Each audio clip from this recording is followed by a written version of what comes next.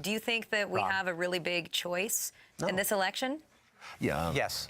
Between what? I mean, I clearly voted for between Obama because and Romney. I think he's an intelligent individual. I think he responds to difficulties well. I think he was very strong in the debates inside that context.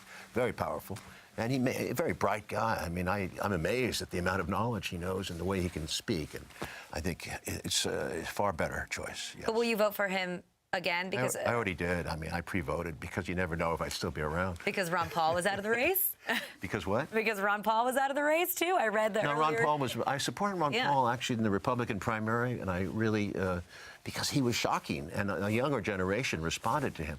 His foreign policy was terrific. I mean, everything I wanted to hear, but his domestic policy made no sense, because how can you implement that? Where do you start with that policy? But at least against Romney and those people who are insane on the right, you know, he's starting to make some sense. Young people were moved by him.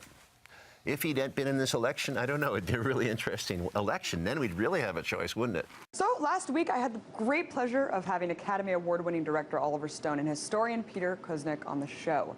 They were here to talk about their new Showtime series and book called The Untold History of the United States. But the part you didn't see is the discussion we had after that interview, in which I got their opinion on Obama's policies, the current state of play in the United States. Take a look. So it took both of you 4 years to produce this series and Almost the book. 5. Almost 5. And in it, you have a chapter called Obama, Management of a Wounded Empire, where you give a harsh critique of the Obama administration. What, in your eyes, has been the most troubling aspects of his presidency, Oliver? Well, I think that under the disguise of a sheep's clothing, he's been a wolf. That because the nightmare of the Bush presidency that preceded him, people forgave him a lot. He was a great hope for change. The color of his skin, the upbringing, the internationalism, the globalism seemed all evident. And he's an intelligent man.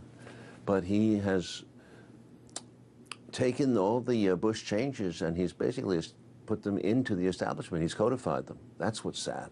So we're going into a second administration that is living outside the law and does not respect the law as a foundation of our system. And he is a constitutional lawyer. You know, without the law, it's the law of the jungle. They say Nuremberg existed for a reason and there was a reason to have trials. There's a reason for a due process, habeas corpus, they call it in the United States. Do you agree? I agree totally. Yeah. If you look at his domestic policy, he didn't break with the Wall Street friendly policies of the Bush administration. If you look at his transparency, he claimed to be the transparency president when he was running for office. There hasn't been transparency. We've been actually classifying more documents under Obama than we did under Bush. All previous presidents between 1917 and 2008 indicted 3 people total under the Espionage Act. Obama has already indicted 6 people under the Espionage Act. The surveillance hasn't stopped, and the incarcerations without bringing people to trial hasn't stopped. So those policies have continued, and then the war policies and the militarization policies, we maintain that. We're fighting wars now in Yemen, Afghanistan. We're talking about keeping troops in Afghanistan. We haven't cut back on the things that we all found so odious about the Bush administration, and Obama has added some of his own. The drones policy, Obama had more drone attacks in his first 8 months than Bush had his entire presidency. And these are a very, very dubious international legality. And Peter's more hopeful on the second term that there would be some more flexibility.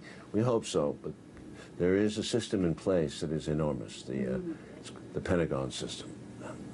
Yeah, it almost seems like he took the odious CIA policies and just branded them. So it's now acceptable that the assassinations, the extrajudicial judge, jury, executioner of people without due process. It's fascinating.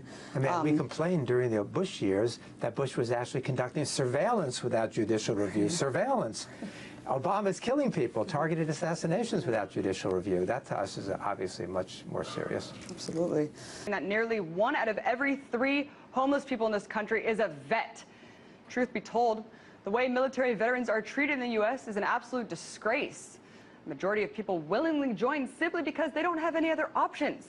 We do hear sometimes about victims of torture, victims of the war, but the soldiers, of course, are pretty much thrown under the bus.